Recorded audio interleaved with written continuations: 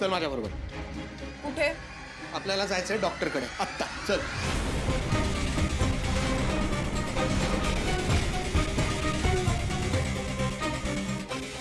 का मध्येच डॉक्टरकडे का? दिव्या मध्येच वगैरे काही नाही. ऐक माझं, आत्ताच्या आत्ता चल माझ्याबरोबर. काय झालं चंदन?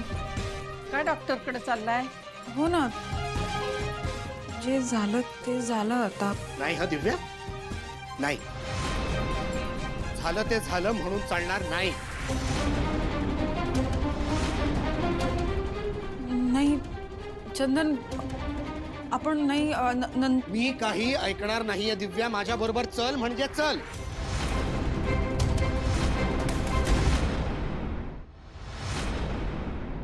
नाही ऐकून घे ना चंदन. ते मी दिव्या जे झालंय तेच सांगते मी. ते वाईट झालंय हे मला माहितीये, पण माझं जरा ऐक.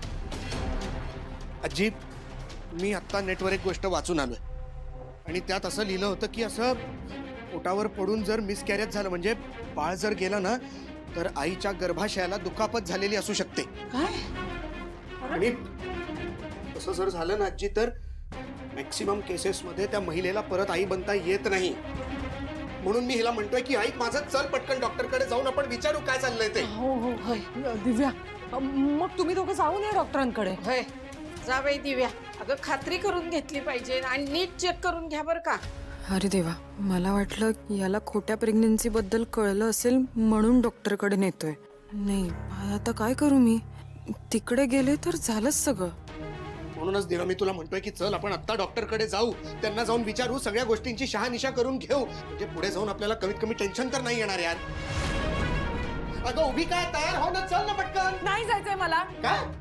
नाही म्हणजे नाही जायचंय मला. किती नीच माणूस असशील रे चंदन. दिव्या, अगं काय बोलतेस तू? अगं आई, आत्ताच माझं एक बाळ गेलंय आणि याला दुसरं बाळ होईल की नाही याची चिंता आहे.